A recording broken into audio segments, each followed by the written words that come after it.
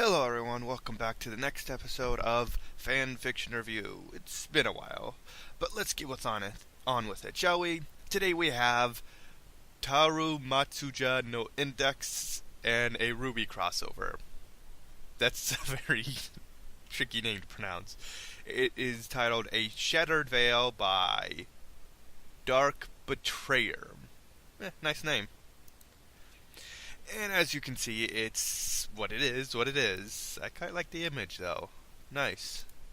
So, what is this story? Well, you can see it is Accelerator and Toma and... Damn it, what's her name again? I keep forgetting her name. That one little girl that always follows around Accelerator. I know the series, but I don't know it well enough to remember this. I could just skip out there and I'd find it. Either way, those three individuals... A little adventure happens right here in the prelogue. Oh good, I can actually probably find her here. I have to find it. What's her name? Fuck it. If I find her, I find her. So, they all go to Revenant. But not just them, they also got the evil wizard water dude who I don't actually know that well. I watched the series, but I need to watch it again. So, all these characters have gone, but they've all gotten separated. The three good people, well, Accelerator's not really a good person, but you get what I mean. All go to close to Vale. I'm not going to give you locations, not going to give information about it, but they all get separated. And at the current point in the story, only two have gotten together. Not going to say what, that's spoilers. But one of them still out there, and god damn, this story is good. And it does take interesting twists on many of their abilities, and some of them are a little bit strange on what they do. One ability Toma has, his ability to negate anything supernatural, if you don't already know the series. That is an ability which I do question only at one point in the series. Dust.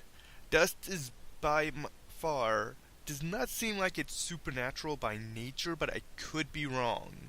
I cannot confirm that, but it does not seem like his ability shouldn't like just disintegrate it, especially when it's already caused an explosion. Again, I cannot be 100% on that, but that's my personal opinion. But it was neat scene though, very good scene. I do like it. His character seems pretty good. I cannot really confirm for Accelerator, but it does seem like it fits. Same for the little girl who I cannot damn remember. I seriously need to go back and watch that series. It's good. They've all done pretty well. He does keep the vague for what happened to the wizard. Well, what happens to the wizard vague, because that's pretty good. And I do like the fact that he does he does show this all here. I'm repeating myself, ain't I? Anyway, it all does a beautifully well written and well done encounter. Not a very long story, only about 161 when I say it's not a long story. My god, this story is longer than I thought. But it has not been out for too long. Let's see now. It has been out for, let's see, the end of January.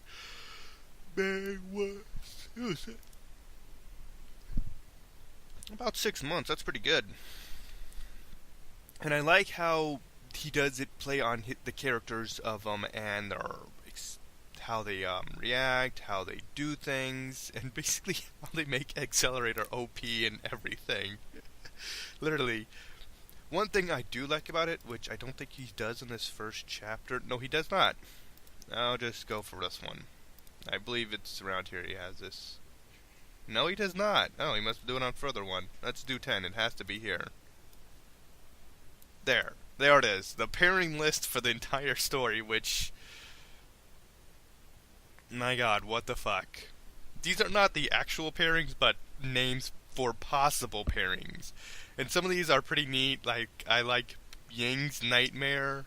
I'm pretty sure, like, most of these, or all of them, are people who read the stories and not the creator himself. So... Good job, people. What the fuck? Oh god, some of these things. Imagine Dragon.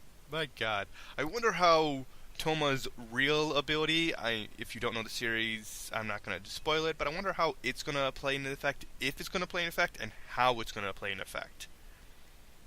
If not, if again, if none of you know what it is, I'm not spoiling it. And really, if you like the series of Toaru Majutsu, no, Index, I'm pronouncing that thing horribly, I cannot read Japanese, then you should, and you like this, and you like RWBY, it's a very well-written crossover, and by far, of the few that I know of, it is by far the best and most fluent in how it works. It also keeps you, at the end of chapters, it tends to keep you wanting more, like you want to see the thing. It does cliffhangers, which is particularly good. Not a lot of stories do that. I don't think I do. But his does. I think it does consistently each or most chapters, so kudos to it. I'm going to end it probably here. I'm repeating myself repeatedly. So one last thing before I go. He does do one. No, I've stated that. Damn it! Oh, I'm just going to end it here. My mind is all jumbly today. So, go check it out if you want it. I've given you enough of it experience enough of details about it without spoiling anything. Goodbye, everyone.